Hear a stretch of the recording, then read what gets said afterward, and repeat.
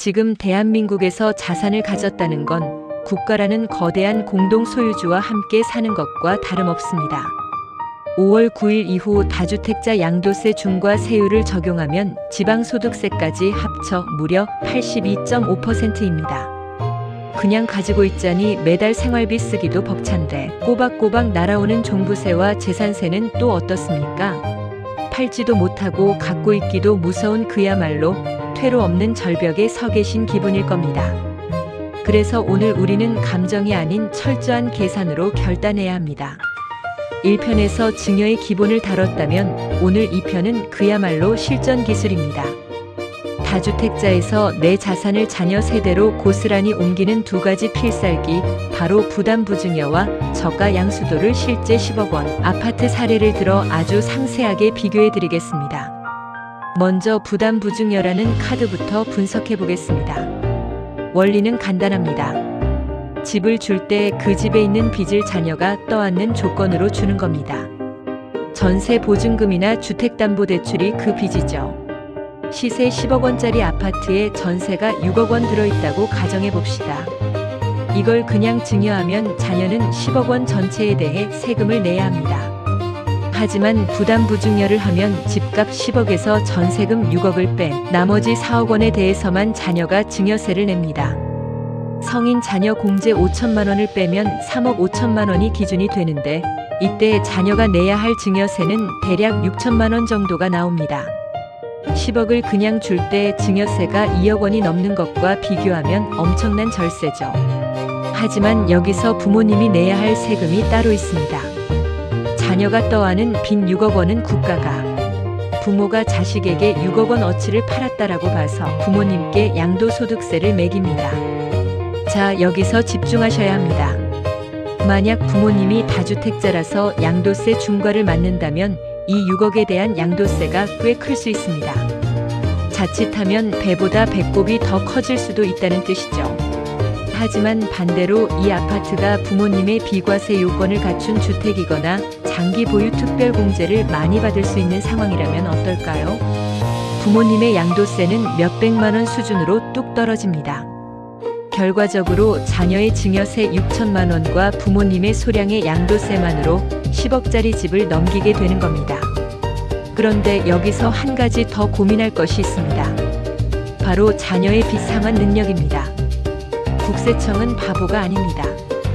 6억이라는 전세금을 자녀가 나중에 세입자에게 돌려줄 능력이 있는지, 대출 이자를 감당할 소득이 있는지 끝까지 추적합니다. 만약 자녀가 소득이 없는 학생이거나 주부라면 나중에 부모님이 몰래 전세금을 대신 갚아주는지 지켜보다가 그때 가서 증여세 폭탄을 때립니다. 그래서 부담부증여는 자녀의 확실한 소득 증빙이 뒷받침될 때 비로소 완성되는 전략입니다. 두 번째 필살기는 저가 양수도입니다. 이건 증여가 아니라 자녀와 매매 계약을 맺는 겁니다. 그런데 그냥 매매가 아니라 시세보다 헐값에 파는 거죠. 내 자식한테 싸게 파는 건데 국가가 왜 상관이야? 하시겠지만 우리 세법에는 마법의 숫자 3억과 30%라는 기준이 있습니다. 시세보다 30% 싸게 혹은 최대 3억 원까지 낮게 자녀에게 팔아도 국세청은 이를 정상적인 거래로 보고 증여세를 물리지 않습니다. 자, 아까 그 10억짜리 아파트를 자녀에게 7억 원에 판다고 칩시다. 자녀는 시세 10억짜리를 7억에 샀으니 앉은 자리에서 3억 원을 벌었습니다. 그런데 세법상 기준인 3억 원 범위 안에서 싸게 샀기 때문에 자녀가 내야 할 증여세는 0원이 됩니다. 여기서 저가 양수도의 진짜 매력은 취득세에서 나옵니다.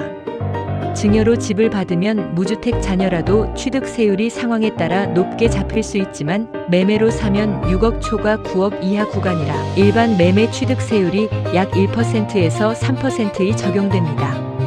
7억 원에 샀으니 취득세는 약 1,300만 원 정도면 끝납니다. 부담부증여 때 자녀가 냈던 증여세 6천만 원과 비교하면 무려 4,700만 원이나 저렴하죠. 다만 부모님이 내셔야 할 양도세는 조금 복잡합니다. 국세청은 싸게 팔았어도 세금은 원래 시세인 10억 원에 판 거로 계산해라라고 합니다. 이를 부당행위 계산 부인이라고 하죠. 하지만 여기서 핵심. 만약 부모님이 1주택 비과세자라면 어떨까요? 12억 원까지는 어차피 양도세가 없으니 10억으로 계산하든 7억으로 계산하든 부모님이 낼 양도세는 0원이 됩니다. 결국 온 가족이 내는 세금은 자녀의 취득세 1,600만 원이 전부가 되는 기적이 일어나는 겁니다. 물론 저가 양수도를 하려면 자녀가 그 7억 원을 어떻게 마련했는지 증빙할 수 있어야 합니다. 하지만 너무 걱정하지 마세요. 자녀의 예금과 그동안 모은 소득, 그리고 아파트에 이미 들어있는 전세금 6억 원을 자녀가 승계하는 방식을 조합하면 실제 자녀가 준비할 현금은 1억 원 남짓으로 줄어듭니다. 이 1억 원 정도는 그동안 자녀가 직장 생활하며 모은 돈으로 충분히 소명이 가능하겠죠. 만약 그 돈도 부족하다면 부모님께 적정 이자를 지급하는 조건으로 돈을 빌리는 차용증 전략을 병행하면 됩니다. 정리해볼까요? 10억 아파트 전세 6억 낀 사례에서 부담부증여를 택하면 자녀는 증여세로 약 6천만 원을 내야 합니다. 반면 저가 양수도로 7억에 팔면 자녀는 증여세 없이 취득세 약 1,300만 원만 내면 됩니다. 만약 부모님이 양도세 비과세 대상자라면 이 차이는 더 극명해집니다. 자녀의 현금 동원 능력만 있다면 저가 양수도가 훨씬 강력하고 영리한 무기가 되는 겁니다. 하지만 재산을 미리 주면 자식들이 나 몰라라 하면 어쩌나 하는 마음 저도 충분히 압니다. 그래서 우리는 효도 계약서라는 법적 안전장치를 알아야 합니다. 내가 너에게 이 집을 줄 테니 혹은 싸게 팔 테니 너는 매달 나에게 생활비 200만 원을 주고 정기적으로 찾아오라는 내용을 명시하고 공증을 받는 겁니다. 만약 자녀가 이 약속을 어기면 법적으로 증여를 취소하거나 계약을 파기할 수 있습니다. 이는 자녀를 못 믿어서가 아니라 자녀에게 도리를 가르치고 부모의 권위를 지키는 법적 장치입니다. 실제로 법원에서도 이런 효도 계약을 근거로 재산을 돌려받은 판례가 꽤 있습니다. 또한 다주택자라면 자녀에게 집을 넘긴 뒤 자녀가 그 집을 제3자에게 임대 놓게 하십시오. 거기서 나오는 월세를 자녀가 직접 쓰는 게 아니라 부모님의 생활비로 송금하게 하는 구조를 만드는 겁니다. 자녀는 자산가가 되어 사회적 지위가 올라가고 부모님은 실질적인 임대 수익을 유지하며 노후를 보낼 수 있습니다. 이 과정에서 1편에서 말씀드린 인원 분산 전략, 즉 아들뿐만 아니라 며느리와 손주에게도 지분을 나누어 증여하거나 양도한다면 각자가 부담하는 세금은 더 줄어든다는 점 꼭 기억하세요. 대한민국 세법은 우리에게 가만히 있지 말라고 강력하게 경고하고 있습니다. 82.5%라는 가혹한 양도세와 피할 수 없는 상속세라는 이중에 덧해서 내 소중한 재산을 구출해내는 유일한 전공법은 바로 시간과 전략을 활용한 설계입니다. 오늘 보여드린 시뮬레이션처럼 10억 아파트 하나도 어떻게 주느냐에 따라 세금이 수천만 원에서 억 단위까지 왔다 갔다 합니다. 이건 단순한 절세가 아니라 우리 가족의 자산을 지키는 경제 전쟁입니다. 오늘 제가 말씀드린 부담부증여와 저가 양수도 전략이 처음에는 복잡하게 느껴지실 겁니다. 하지만 이 숫자들을 이해하느냐 못하느냐에 따라 여러분 가족의 순자산은 눈덩이처럼 차이나게 됩니다. 나중에 어떻게 되겠지라는 안일함은 가장 비싼 대가를 치르게 됩니다. 시간이 흐를수록 자산 가치는 오르고 상속세율은 그대로라면 세금은 기하급수적으로 늘어납니다. 반대로 지금 소유권을 조정해두면 미래에 발생할 가치 상승분은 온전히 자녀의 몫이 됩니다. 지금 당장 종이 한 장 꺼내서 여러분의 아파트 시세와 전세금, 그리고 자녀의 통장 잔고를 적어보세요. 그리고 오늘 알게 된 두 가지 공식에 대입해 보시기 바랍니다. 우리 집은 빚을 활용한 부담부증여가 나을지 아니면 자녀의 소득을 활용한 저가 양수도가 나을지 냉정하게 따져봐야 합니다.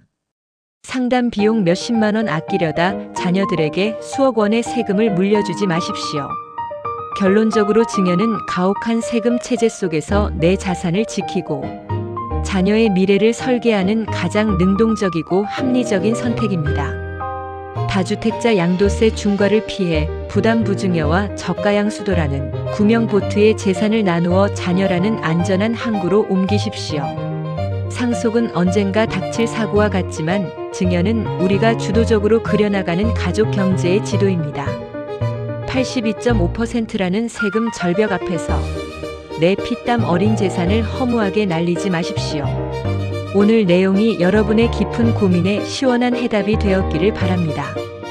내용이 유익했다면 구독과 좋아요로 응원 부탁드리고 이 정보가 꼭 필요한 친구분들에게도 공유해 주시기 바랍니다.